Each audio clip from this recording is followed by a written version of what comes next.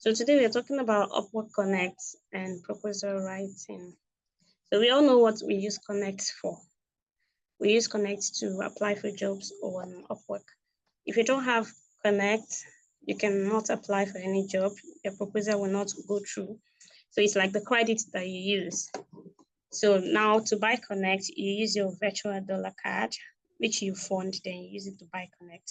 So once you buy Connect, it goes on to you. It just appears in your Upwork profile, on your profile, that you have so amount of Connect. Now, when you scroll through job posts and you see a job that you're a good fit for, you just click on it, and then you see that you'll be able to submit a proposal because your Connect balance is enough for you to submit it. So many of us have already wasted a lot of money buying Connect and applying for jobs. We didn't get any response because we have been making certain mistakes. And so I'm going to point out some of those mistakes, and then I'll also show you, I'll also go to Upwork and show you what I mean. So first of all, I want to share how you can manage your Connect to avoid wasting your Connect, because many a times people always say this: I have been buying Connect, I've been applying for jobs, and I have not gotten anything, no feedback. My proposal did not even get viewed and all of that. So I'm going to share with you 5 ways that you can manage your Connect to avoid wasting your money. All right, so the first way you can manage your Connect is to apply for only jobs that you qualify for. I know that it's very tempting seeing a lot of jobs on your feed, and because you're so eager to get a job, you just go on to apply for anyone you see without first of all checking it out to see if you are a good fit for that job. So how do you know that you're a good fit for a job? It's by going through the job description. Can you do what the client is asking for? Can you do the tasks involved? Do you have the skills listed there?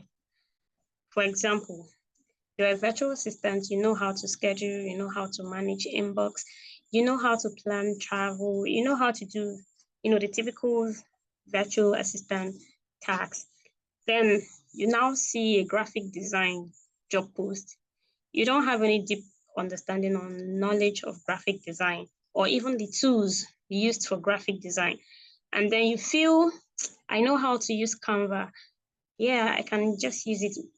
And then you go on to apply. Meanwhile, in that job, it's well said what they want. Someone that has deep understanding of design, colors, this one, that one. You know that you don't have it, but you just feel you know a little about it, and you go on to apply. You won't even get it.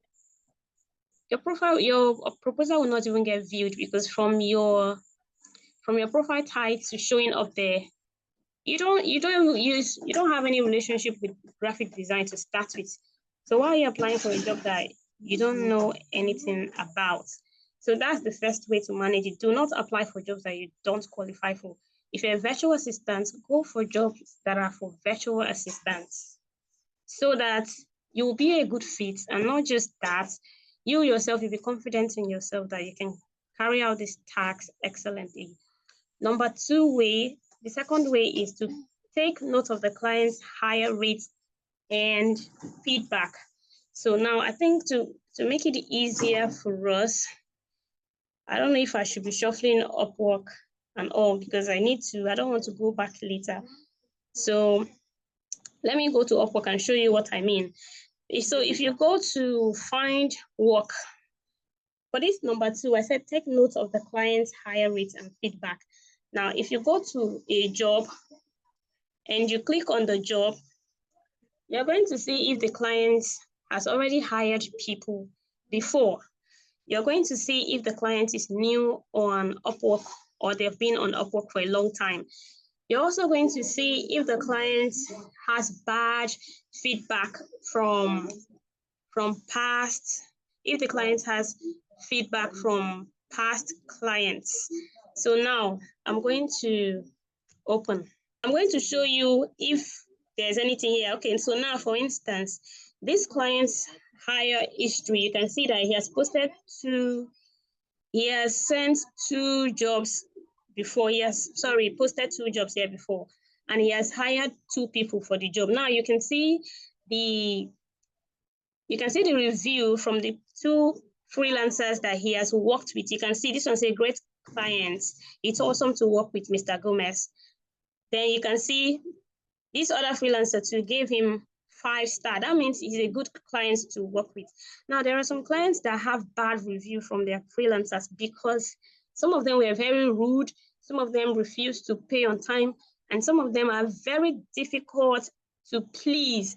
And so you need to avoid those kind of clients because they're going to frustrate your efforts, and they will end up giving you very low rating that will affect your job score here on Upwork. And when they give you a low rating, other clients will be afraid of hiring you because they will feel that you're not competent. Now, we have checked the feedback. So now, let's go to their higher rate. This person now, the higher rate is high because why? He has posted 2 jobs and he has also hired for the 2 jobs. There are some that will post up to like 10 jobs and they will hire just 1 person out of the 10 or 20 jobs. That's a red flag. You need to avoid such people because you might apply for that job and they will never come back because it seems it's in their nature to keep doing that and wasting your time. So now let's go to number 3, which is to check the client's activity on the job post. Now, for this job post now, I'm using the same job post again. Now you can see this job was posted 6 minutes ago. Let me use the one that is older. Let me use the one that has been posted for a couple of minutes so we can see the client's activity on the job. The client's activity is for people that have already submitted proposals. Has the client come back to check on those proposals? Because in some cases, you see that they post a job and up to like 10, 20 people will submit proposals, but the client will not come back to check it out. And you can tell this from what will be displayed there, their last activity on the job. So to best explain this, I'm going to look for a job that is older than 30 minutes, something that is older than 30 minutes. And I need you to take note of something, please. Whenever you see a job like this that said payment unverified, please avoid applying for it. Because in most cases, these kind of jobs are scam jobs. I'm not saying that all of them are scam jobs, but if the payment method is not yet verified, so how are they going to pay you? So to avoid being scammed, to avoid getting into that kind of a situation whereby you finish working and the client will disappear and not pay you anything because there's no how you can hold them accountable. To avoid that kind of a thing, don't apply for any job that says payment unverified. Before you apply for any job, you must see payment method verified, just like this one. You can see here, it's been verified by Upwork and he has paid other freelancers before. That's why you're seeing this amount. This is how much he has spent on Upwork here. So this is a great client. It means that this client pays. But when you see something like this, it means that the client is new on Upwork. And in most cases, they are mostly scammers. So avoid it. Okay, now, so let's go to what I was explaining earlier. So let me try with this one. This one that says influencer marketing. Let me see if the client has checked out anything here. This is us checking the client's activity on the job. So let's see how many people had submitted proposals and if the client came back to check it or not. Now you see, this is still less than 5 people that are submitted and the client has not come back to check any of them. If the client has come back to check, you're going to see clients last seen. If he interviewed somebody, if he's interviewing somebody already, this place will show the number of people he is currently interviewing. If he sends people, he sends invites to freelancers, this place will show how many invites he sent out. And this place will show how many people has responded to that invite. If he sends invite to like 10 people and 5 responded, you see it here. So let me still go further to find that client activity on the job. So far, I haven't seen, okay, let me check this one. I've seen a lot of proposals submitted here. This is how you get to know how many people that have submitted proposal. The number, you always see the number there. This 20 to 50 means that the number of people that have submitted proposal for this job is between 20 to 50 people. Or will I say from 1 to 50 people. So this kind of job is a no-no, don't bother. I'll talk a bit about this, but let me show you the client activity now. You can see when he last viewed this proposal was 43 minutes ago. So now, in some cases, they will not even view at all. So before you even apply for the job, you can check, has the client viewed? And if he has viewed like 43 minutes ago, and he has not hired anybody, he has not sent out any invite, and there are almost 50 proposals here, what could he still be waiting for? Does it mean that out of these 50 people, there is no good freelancer to work with? If 50 people have already submitted and he has not seen anyone to work with, why should you still want to submit? That means he might still ghost you, and your 10 connect, your 15 connect has gone down the drain. So avoid applying for jobs that already has 20 to 50. I think this is still going to come up later. This discussion will come up later. So that is just it. Number, before you apply for a job, you need to check all these things so that you don't just throw your connects down the drain. Then the fourth one, I hope you're writing, is to turn off your availability badge. Somewhere on your profile, you're going to see where it says turn on availability badge. That availability badge, this is it. It's kind of, it's just like when you're on Facebook and you're online, it's going to show a green button. You know how it shows on Facebook that you're online to show a green button. So this is just what it means. If you turn on your availability badge, it's going to show that green button next to your profile that shows that you are active or you're online. So we used to give clients this feeling that if they send a message or if they reach out to you, you're going to respond immediately because you are active. But even if you don't turn it on, nothing spoiled. If you turn it on, they're going to be taking out one connect daily. So imagine leaving it on for 30 days. That's 30 connects gone. And it's not a guarantee for anything if you're going to get an invite or a direct message, no. So avoid turning on this. It's not compulsory. You can see mine is turned off. It didn't stop me from getting a job. So many other people, theirs is turned off too. So avoid this. This is just another way to save your connect.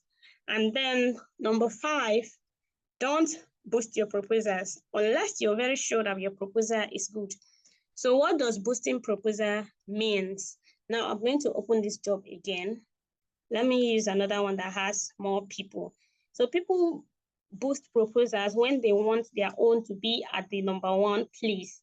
So even if there are 10 people that have submitted a proposal before you, if you boost your proposal, it's going to take your own from the bottom, because normally it will go from top to bottom. Like as you drop, the person that dropped after you will stay on top of you, just like that.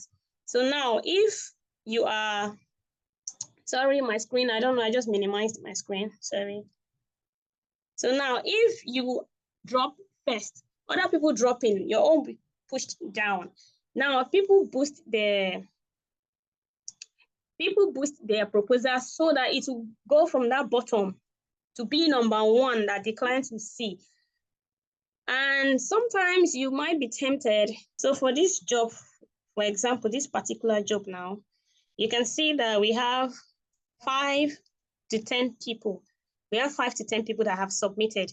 Now, if you submit, it means that your own is going to stay above these ones, for instance. But as other people submit, it's going to keep going down, and you can't tell what position yours will be. So now, if you're writing a proposal for this job, let me assume I want to write it. Let me click on submit a proposal. So if I say apply now, when you click on apply now, it opens up for you to write your proposal. It will bring you here. Your rate that you set on your profile will show up here. Now you're going to do all this one. Do you want your salary, your payment to increase? Oftentimes it's never, because It could be a one-time job. Then you write your proposal here. Then when you go down to submit, now, if I just want to send, I'll click here. But if I want to boost it, I'll click on nothing is showing here because I don't have any balance here.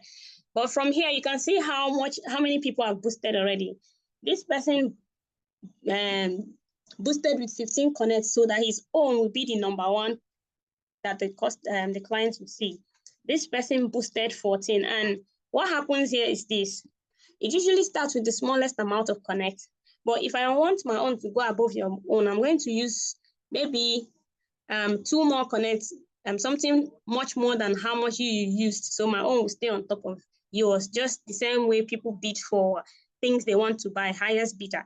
So now, when another person come and see that, okay, you use 4, if I use 6, my own will go above your own. That's how they keep doing it to you. You see the person that used the highest. Now, this person used 15 just so that their own can stay at number 1. So if you want to bid for this job, it means you're going to use 16, so your own can stay above this person and become the number 1. Then this person will become number 2. So that's just how it goes. But why do I say that you shouldn't boost? In this case, now all of these people, they have used their connects to boost, but they're not sure, they're not certain that they will be picked by the client. You're not sure if the client is going to be impressed with your proposal. So why are you fighting for first or second place? He might see you as the first freelancer, the first proposal he will see, and he will read and he will not be impressed. He will still leave you, scroll through, maybe down to the bottom to find another person that eventually he might, want to work with. So at the end of the day, and remember your original connect for the job is there separately. The additional one you're adding up top, let's say the job originally is 10 connects to apply. If you want to boost now, it's going to now add additional 5 connects. So now, this is where you do the bidding. If this person added additional 2, you go and click here, add additional 3. So I hope you understand the concept too. But in essence, it just means that you're using more connects so that your proposal can go and become number 1. Please avoid doing that, especially now that you're still learning how to write proposal and do everything. You might end up wasting 20 connects and your proposal might not even be seen. So instead, use that connect to apply for 2 different jobs instead of using it to boost for 1 job. So that is that. So now we are going to, but before I leave this section of ways to manage your connect, does anybody have a question to ask before we move to the proposal aspect? If you have a question to ask, please unmute yourself and speak before we proceed. Hello? Yes, good evening. Good evening. So how do I check for client website if I want to apply for a job? I didn't mention client's website. No. Outside the Upwork, maybe if you don't have connect and you want to apply for a job outside Upwork. If the through client, email. So how do that's not always there. If the clients include their company name, that's how you just go and, on your own, go and look for it. But Upwork do not usually allow clients to add any extra details that will make you contact them outside Upwork.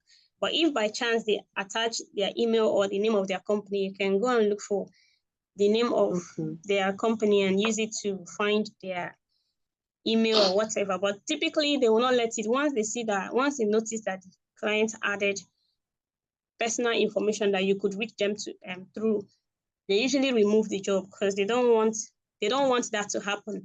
They don't want you reaching out to the client outside. That's a breach of agreement, because if anything happens, you cannot hold Upwork, and at the same time, it means you're not going to give them their percentage for connecting you with the freelancer and for you connecting with the clients. So they don't usually allow it. Okay, so another question is, how do I check for the client's name? Maybe if I want to apply for a job, I need the client name. Maybe I'll say hello, Mr. John, or hello, instead of hello there. So in that job description, where do I share? In the feedback section where the freelancers are giving their feedback, it was nice working with you. You saw where I read the person's name because the freelancer Yes, is the okay, person that has worked with the person and know their details. So they will put it. It was nice working with you, Mr. John. I enjoyed working with you. So that's how you okay, know their name. okay, But if it's not written there, you can't find their name from anywhere. You don't know them. okay, But if it's written there, you just pick it from okay. there. Yes.